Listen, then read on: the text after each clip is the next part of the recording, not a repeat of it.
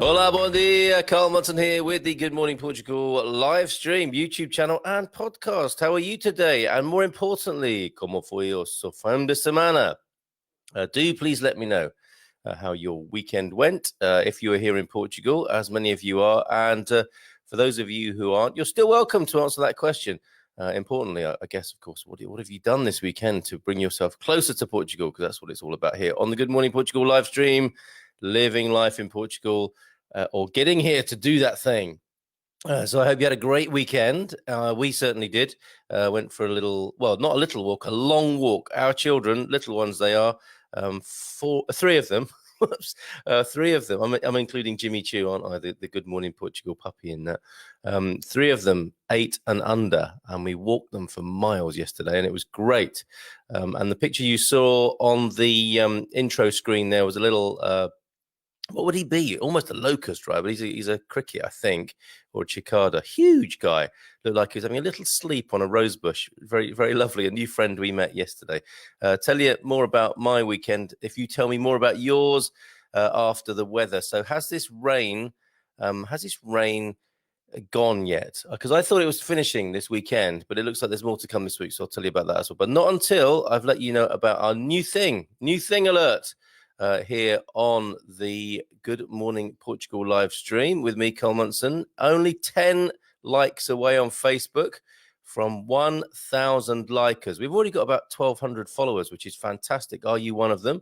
Always good to hear from you in the mornings. Not a single comment in yet. Where is everybody? Have you had a sort of busy or hard weekend and unable to let your fingers reach the keyboard? Come on, where are you? Who are you? And how are you doing this weekend? But look at this. New thing on the screen now. For those of you on the podcast, it's send us a message. Now, this would be great, actually, for you folks who do listen on the podcast. Send us a message. WhatsApp your message too. And it's the Portuguese code 351, then 913-590-303. That's a number anyway if you want to call me about anything to do with Good Morning Portugal, questions, comments, suggestions, anything like that. But a lovely idea, thanks to Anna Todd, who was...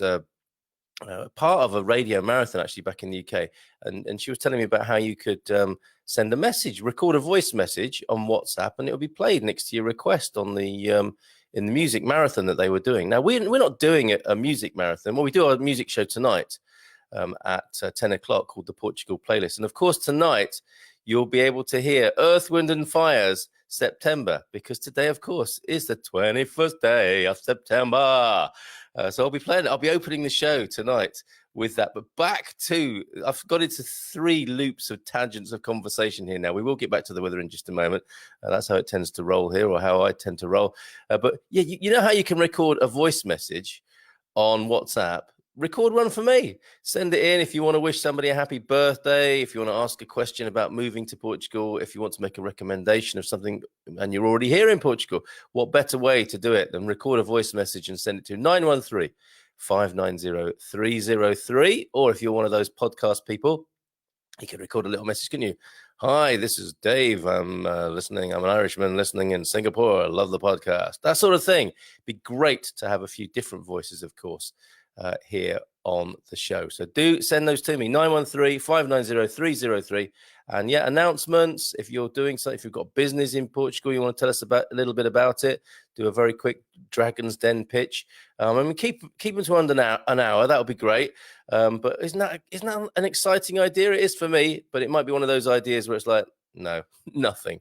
A few good mornings before we go to the weather. Just needed a prompt, I think, didn't we, everyone, this morning? Hola, bon dia from Henry in the UK. Good morning to you, mate. In the UK, as far as I know, he could knock on the door at any minute to have a coffee and a quick shot of aguardente to start the day. Bon dia, my dear, from Sean, who inspired me to do the impersonation of Dave. I think, was it in Singapore? Good morning to you, Sean. How's it going? How's that house sale doing? Do let me know. Andrew Bright, he's from Singapore. Look, yes. I should say, any of the characters referred to here are not based on real people, but you can see, obviously, they were for a minute. Hi again from Singapore. Good morning to you, Andrew. How is Singapore? It's no point doing a weather report there, is there? Hot, humid, and air-conditioned. Dottie, Alexandra, good morning to you. Dottie, how lovely to hear from you. Good morning to you as well. Thank you for joining us. And thanks to everybody who made contributions over the weekend. Absolutely Dear of you, as we used to say in Devon. Absolutely dear of you to, it's not dear, it's not expensive, but it's very dear of you and beautiful and lovely to contribute and buy me a cup of Portuguese coffee, which you can do. Let me just stick this on the screen. If you want to support the show, certainly do like us on Facebook or subscribe to us on YouTube. But if you want to buy me a coffee, coffee.com/Carl Munson. It's on the screen right now. Back to the comments. Back to Andrew in Singapore. I was looking for the recording of last week's webinar on UK passports and Portugal visa post-Brexit. That's uploaded now. That is on our YouTube channel. If you've got any more problems, Andrew, just PM me and I'll send you the direct link on that. But it is up there among all our other videos. Every live stream becomes a video, certainly the morning ones, and all the Portugal calling webinars. An important one this week, actually. I should share that with you now on the screen. Yes, I will do that. Let me find it for you now. I like to think of this live stream on a Monday as an easygoing, laid-back affair after a nice leisurely weekend. But it's quite an excitable atmosphere for me this morning. Lots to tell you about, but I dare say I will calm down in due course. Okay, yeah, this one coming up this Thursday evening. The open room chat with the British Embassy. I was a bit nervous about this one because I was thinking, goodness, dinner jacket, everything, high heels. That's just me, of course. 8 till 9 p.m. Lisbon time, an open room chat with the British Embassy, but it's going to be very easygoing, laid back and informal. Expats Portugal, pleased to have the British Embassy as our special guest in this Portugal Calling online Zoom event. This is obviously a collaboration with Expats Portugal and Good Morning Portugal.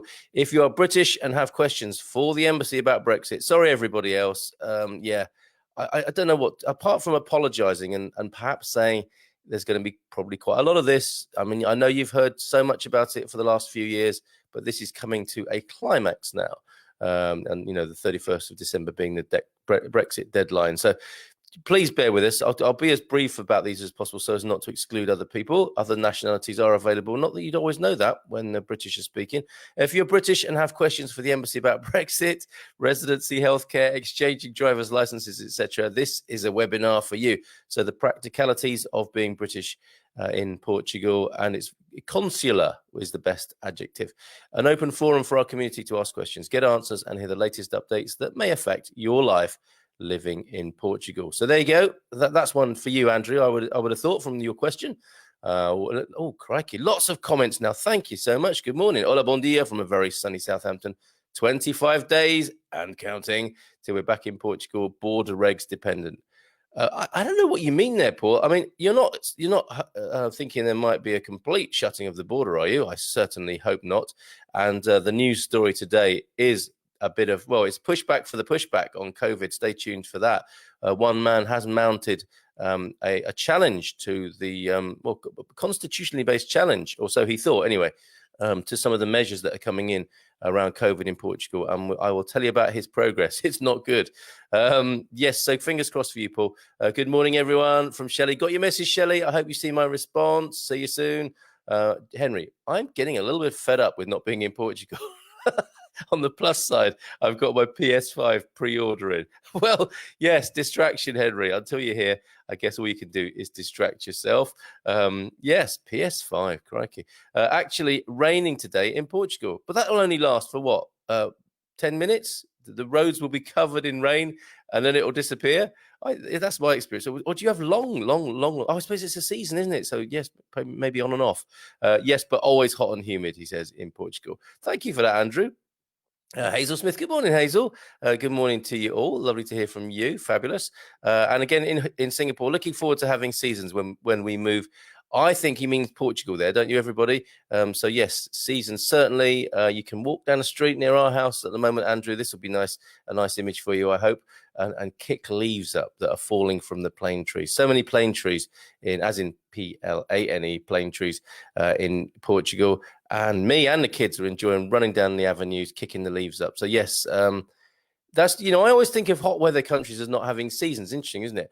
But Portugal is a really notable exception. Yeah, it is seasonal. A bit chilly getting out of the shower this morning. You can tell, can't you, when the seasons are changing? Certainly. Oh, it's the equinox today, isn't it? So we're going into autumn, outono, everybody, for your Portuguese vocabulary. Today, it would appear. But yes, seasons here. Andrew, absolutely. Looks like we'll have to have a beer when you get here. Morning all, Owen says. Good morning to you, Owen. How are you doing? Nice bit of banter in the Expat Sport Report group that we run between the Man City and Man United fans. Certainly mainly going from Man City towards Man United this weekend. What with the way things went. Hi, we're so worried as to whether we're going to be able to fly to Portugal at the end of October. This is about you're fearing a second lockdown, Wendy. I think we have to cross everything, don't we? We absolutely have to cross everything and hope that doesn't happen. I don't think the Portuguese government, the British government say they don't want it. Of course, we don't want this. You can. It's almost like they got their fingers crossed behind their backs. Excuse my cynicism, but I don't think there's an appetite for it here in Portugal. That's just my personal view. And everyone is crossing everything for everyone who's coming to Portugal and hoping that they're not going to be affected in the coming months. So yes, let's keep that Portuguese pilot light, as I've referred to it, alive in our hearts, so that you can get here. Hola, bon dia from a very sunny Brixham. Nice, good for you, Penny. That's lovely to hear. Hope to have your company again on Thursday's Wine Club.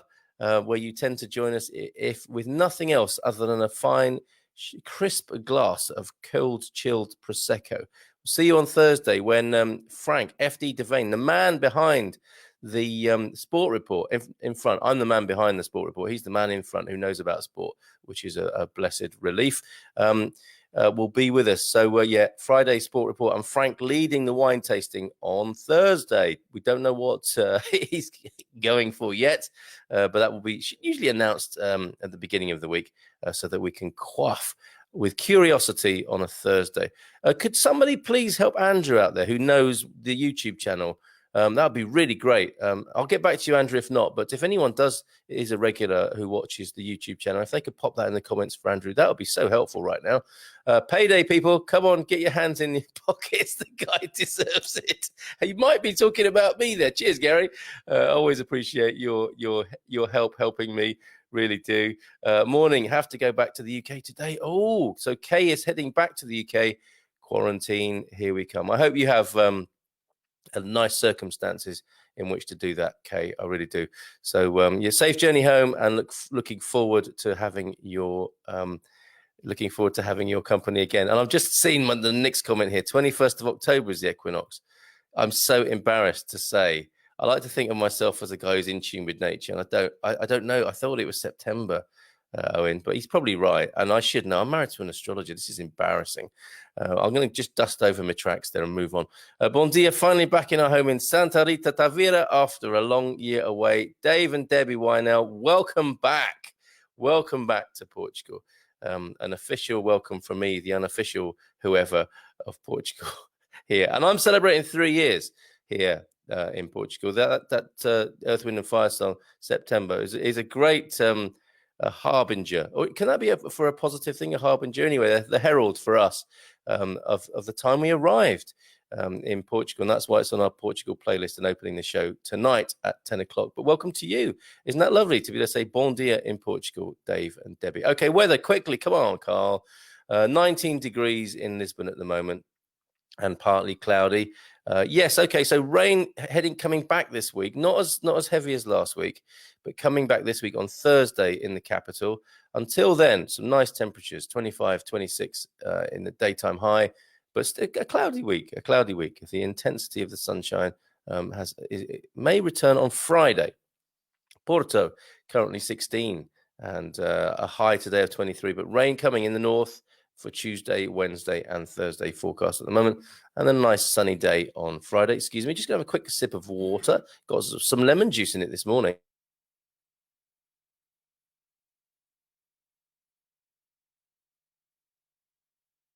It's always good to unmic yourself, isn't it? Unmute yourself when you've muted your mic. So Coimbra is 15 degrees and cloudy at the moment, rising to 26 today. A nice sunny day. Sunny day in Porto as well, I should add. And this rain that's coming midweek, Tuesday, Wednesday, Thursday, going to be rainy in Coimbra. And it's a nice sort of rain sandwich. Sunshine in Porto and Coimbra on Monday and Friday with a few days of rain in between. Good for the garden. Faro, 21 degrees at the moment and mostly cloudy. 26 degrees to look forward to, however, and same again tomorrow. Sunny day on Wednesday. Isn't it interesting how the weather varies so much? Not a massive country, right? But the weather varies so much from north to south. So escaping the rain in Faro. If you want to know the weather anywhere else in the country, give me a shout and I'll let you know. A few more comments. Bon dia from a sunny Milton Keynes from Natalie. Hello, Milton Keynes. How are you this morning? And Natalie. And the autumnal equinox, it's official. And I shouldn't have doubted myself. The autumnal equinox is today, September the 21st. And last night in the sky, it was the most beautiful red crescent moon. It was absolutely wonderful. I think it's the right time to be planting seeds, folks, isn't it? If you're that much in tune with nature. Oh, we go. Or the 22nd.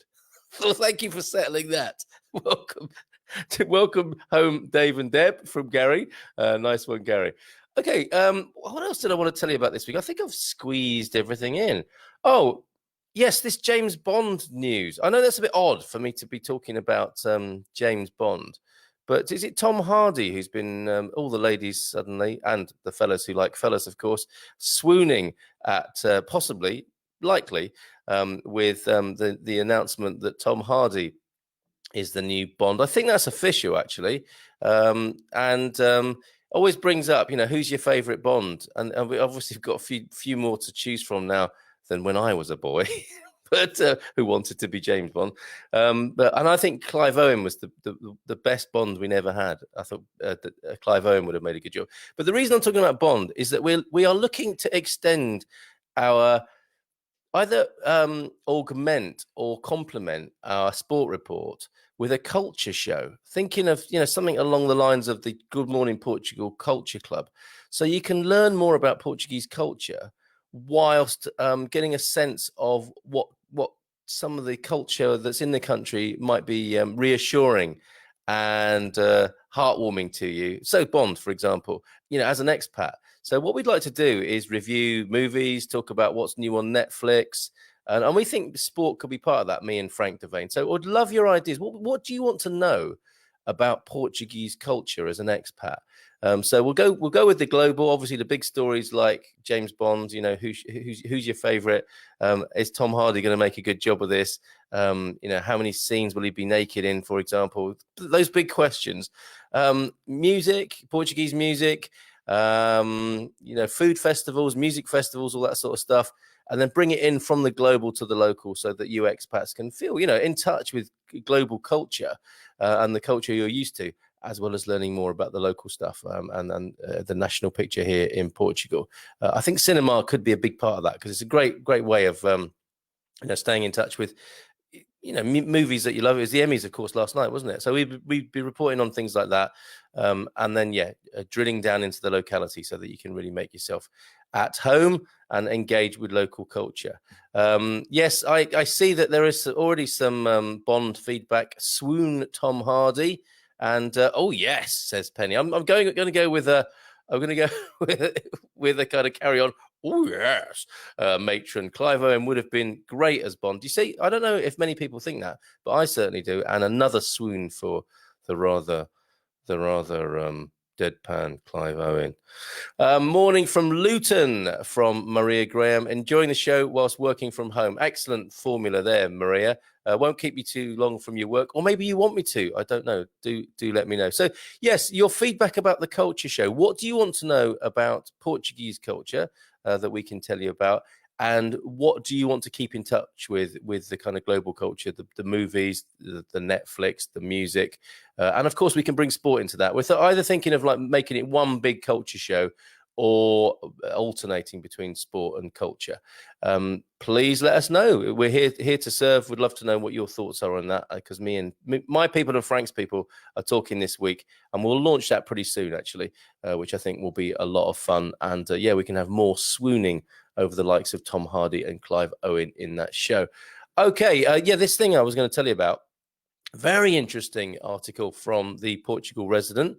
One gets a sense, I think, of the feeling among the people around COVID. Obviously, still a lot of, is it confusion? It's a mixture, isn't it? It's a cocktail of cynicism, confusion, care, compassion, lots of things in the mix there. So it's an emotional situation.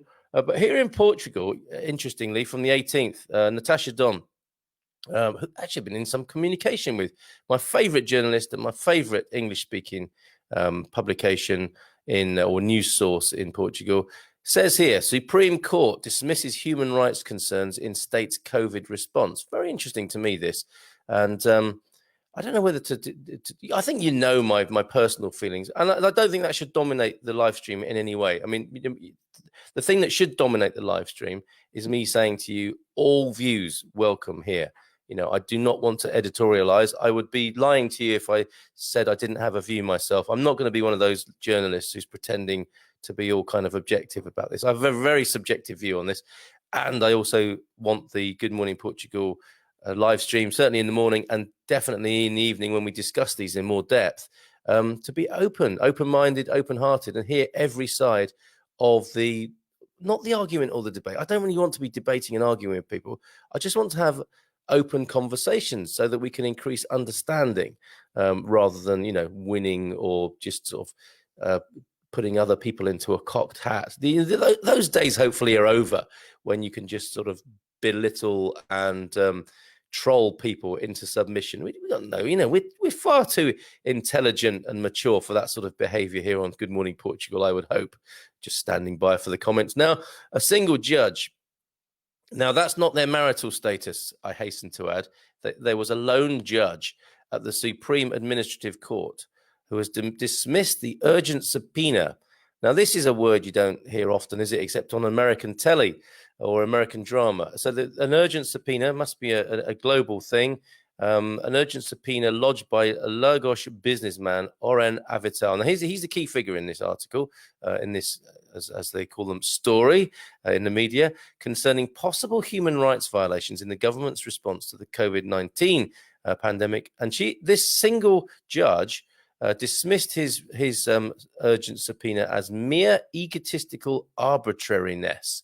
That's quite a put down. Slam dunk, the subpoena. Her ruling further suggests that the fact that he took the trouble to compile it reveals social inadequacy. Good heavens. I don't know if that's a sort of objectivity you might hope for from a judge, but she's sounding quite personal there, don't you think? The gist of Judge Susana Tavares de Silva's ruling was that considering government measures translate into a reduction in the number of people whose health could be affected and whose lives could therefore be safeguarded, it is difficult to fit the claimant's position within the framework of restrictions of rights and liberties. So there you go. A pushback on the pushback. For tech entrepreneur Avital, and isn't it interesting that tech people are really shaping our world, aren't they, at the moment?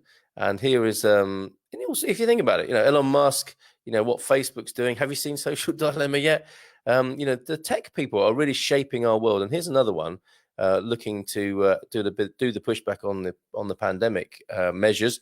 For tech entrepreneur Avital, the response doesn't just cut the mustard. Just doesn't cut the mustard. Excuse me, I'm just going to have a little sip of water again. I guess you podcast listeners live for those moments where I mute the mic. Gives you a chance to have a sip of your tea as well, right? For tech entrepreneur Avital, the response just doesn't cut the mustard. What marvelous turn of phrase. Yes, Portuguese colloquialisms and idioms also welcome. I wonder what that is in Portuguese. He sees it suggesting that an opinion of a health risk, particularly one that is not apparently backed up by any kind of expert testimony, can overrule rights enshrined in the Constitution. So here we go. Similar picture around the world. Is it just politicians making decisions? And how deeply, profoundly, securely are the decisions based on good science that, most of us could say, well, we don't like it, but we do see it, kind of, layman approach. Yeah, that makes sense, or that would appear to be true.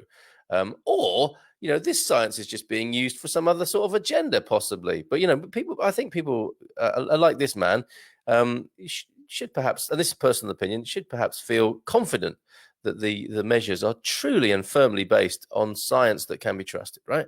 And that would be a definition of science, wouldn't it? That's something you can trust.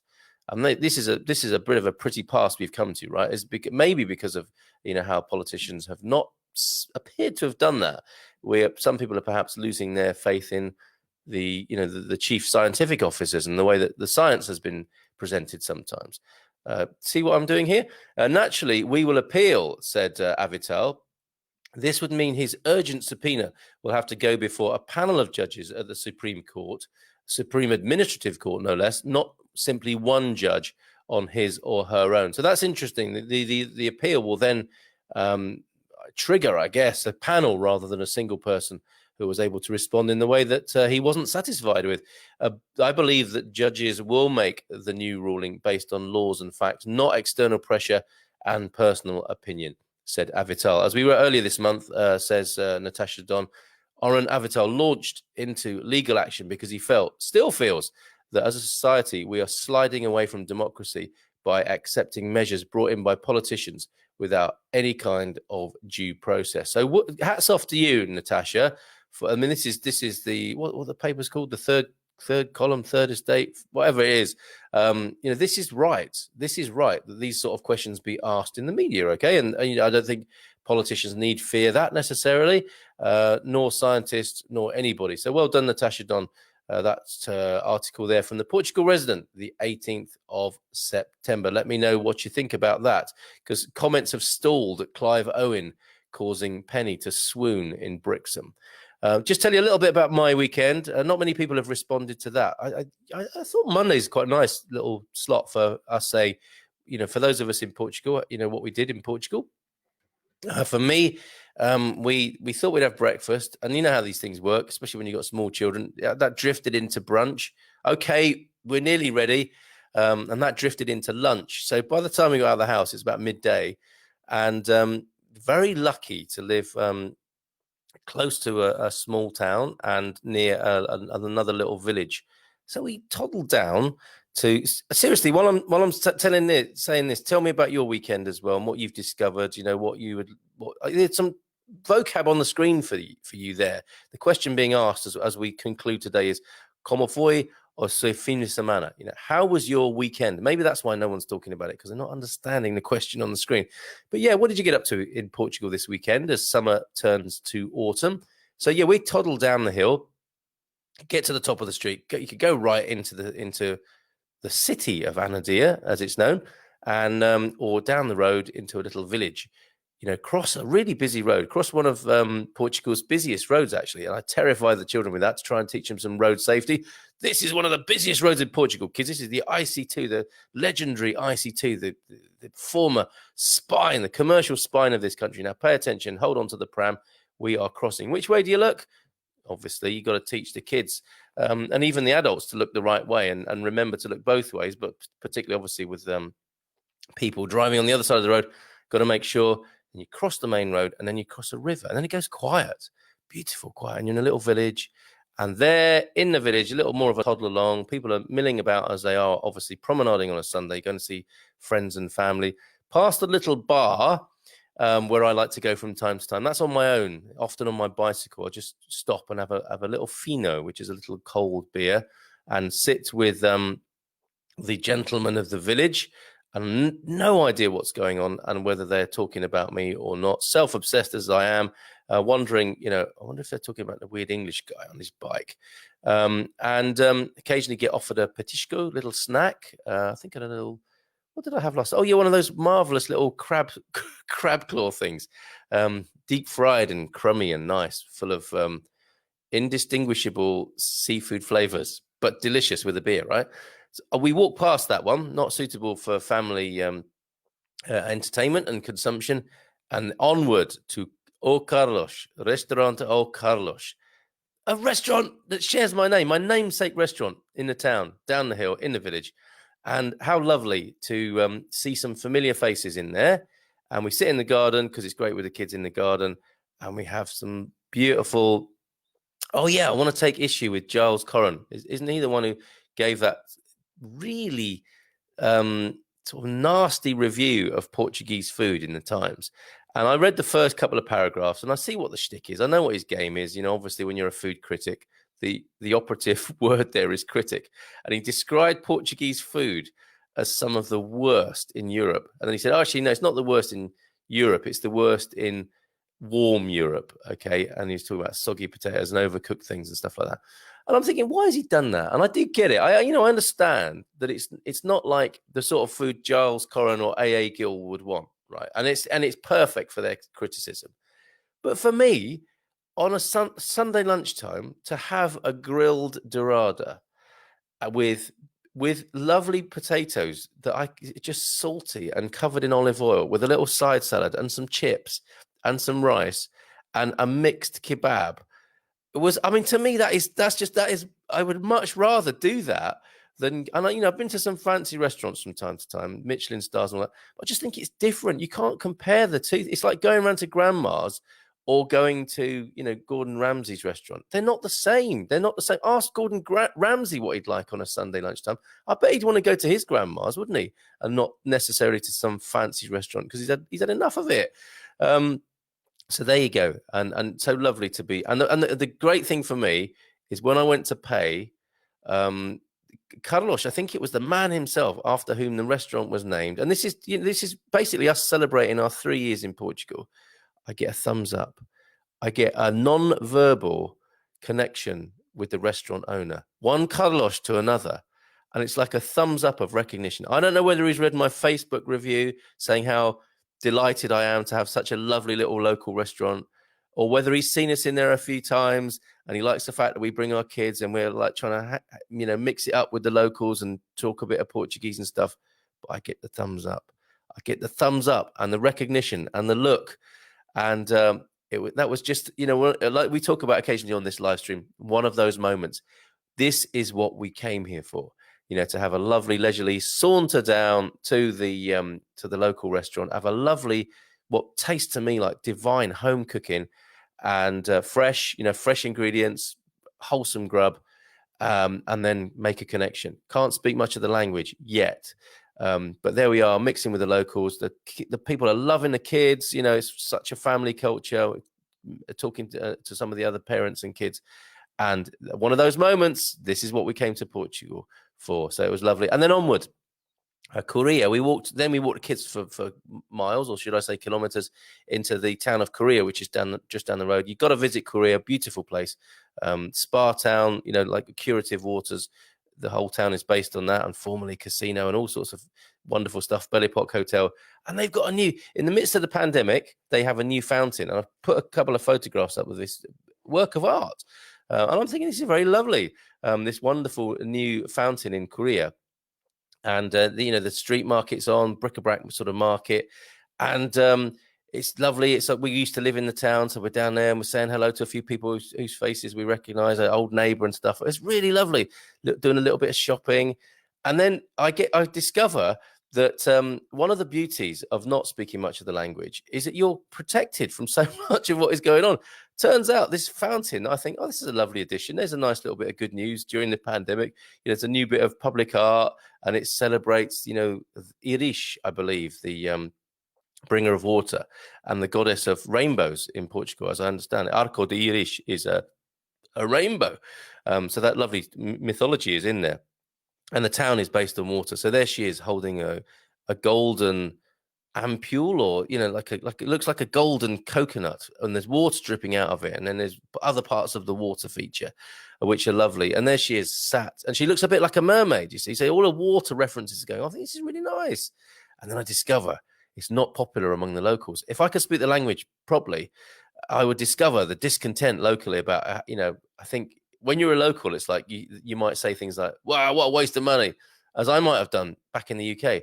But when you're a wide-eyed, bushy-tailed newcomer, you're looking at it and going, oh, isn't public art lovely in Portugal? So there you go. That was my weekend. Oh, here we go. A few other fim-de-semana adventures from people. Shelley, a new friend. Oh, dear.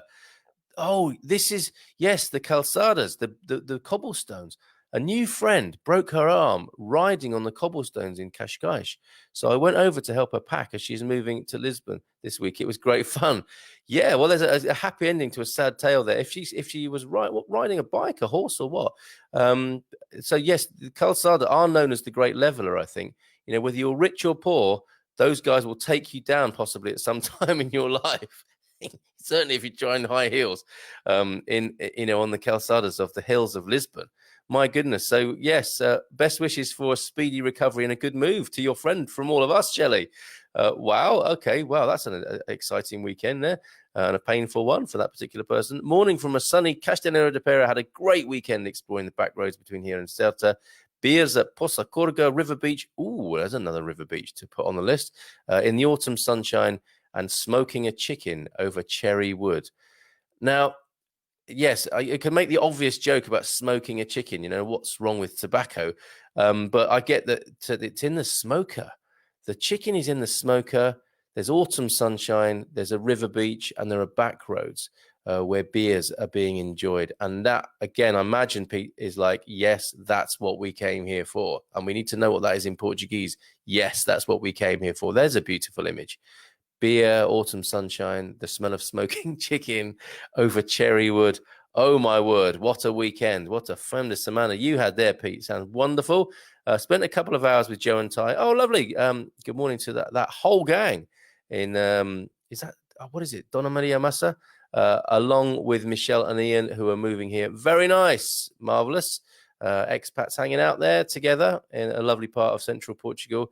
Graça, olá, bom dia, tudo bem? Ou como estás?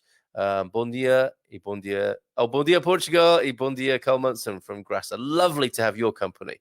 Real Portuguese person, everybody, here with us on Good Morning Portugal. Bom dia from sunny Povoa de Vargem.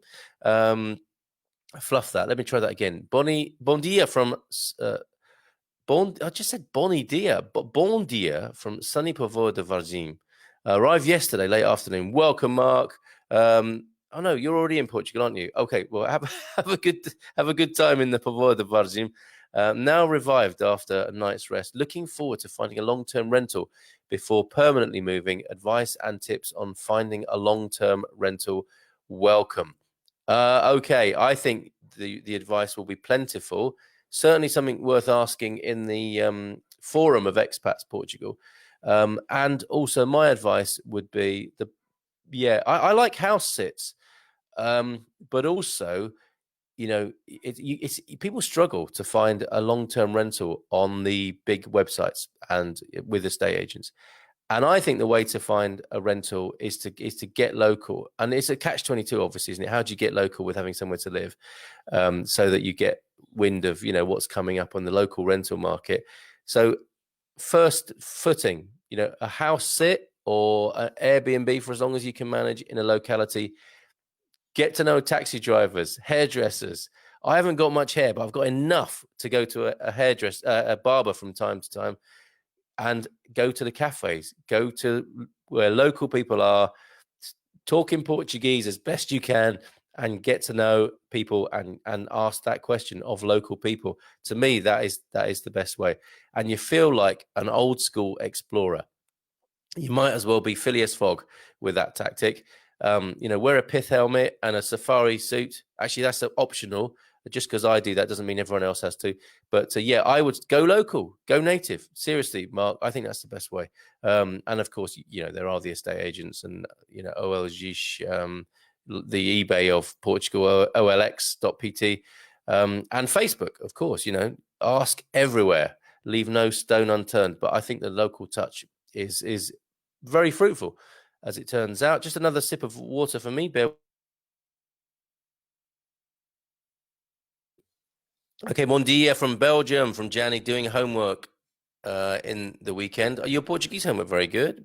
Portuguese teacher Dona Teresa from Coimbra, a Coimbrizense, put some speed behind it. Okay, so Gianni might be exhausted from her Portuguese tuition over the weekend, but good effort. Marvelous.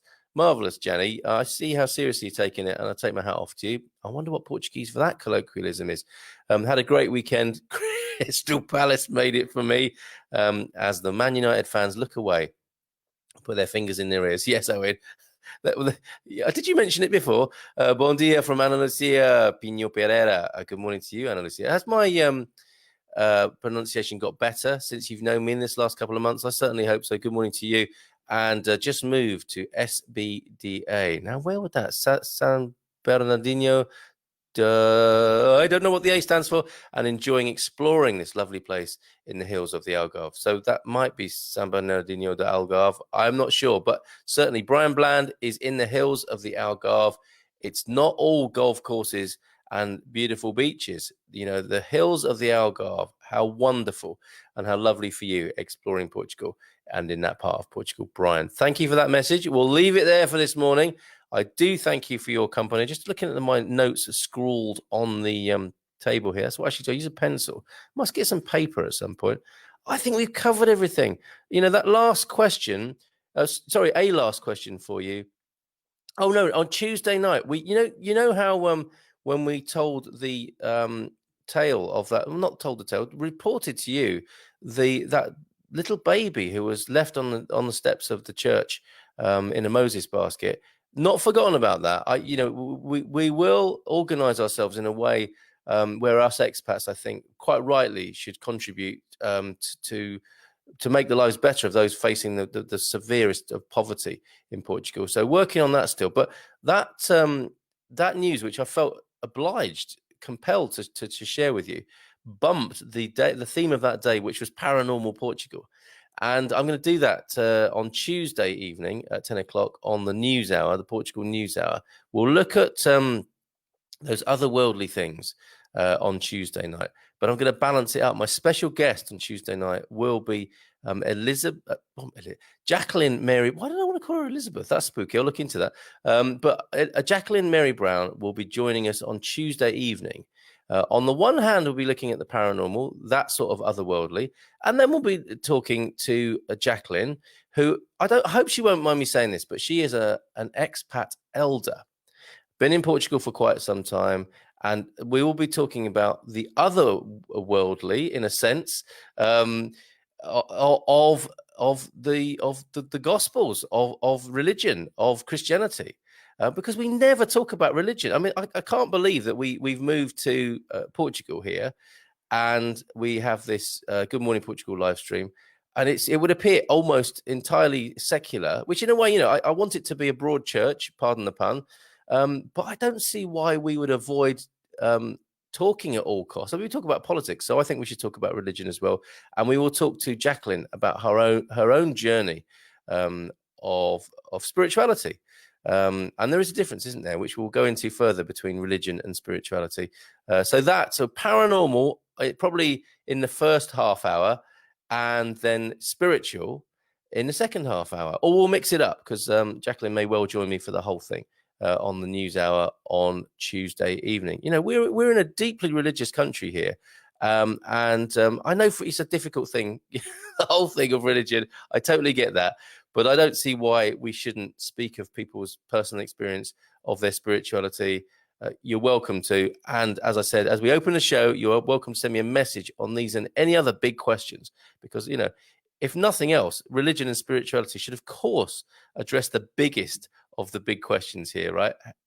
Why are we here? Who are we? And how might we behave in our short time on this earth? So 913-590-303 if you have a message, a voicemail you want to send me that I can play out on the show. That would be awesome. Quickly then back to Brian. SBDA, should have known this. São Brás do Alportel, but sad about the Man United result. Yes. Sorry to mention it, Brian. Yes, I'm starting to sound more fluent, according to Ana Lucia. I like that you don't back up from any pronunciation challenge. Yes, reckless, if not correct, Ana Lucia. But I thank you. I thank you for seeing that. See ya. I'm going barefoot. Yes, he's on towards my barefoot broadcast, I think, which I'll be doing at 10 today, where we do a little bit of meditation together as well. See, the spirituality is creeping in, and we'll see how that goes. But I see it's 9:45, everybody. The clock has to stop. Hopefully, it should be 9:30, but often it's like today, it's 9:45. So take care. Até amanhã. I'll see you tonight at 10 for the Portugal playlist. Take care. Bye for now.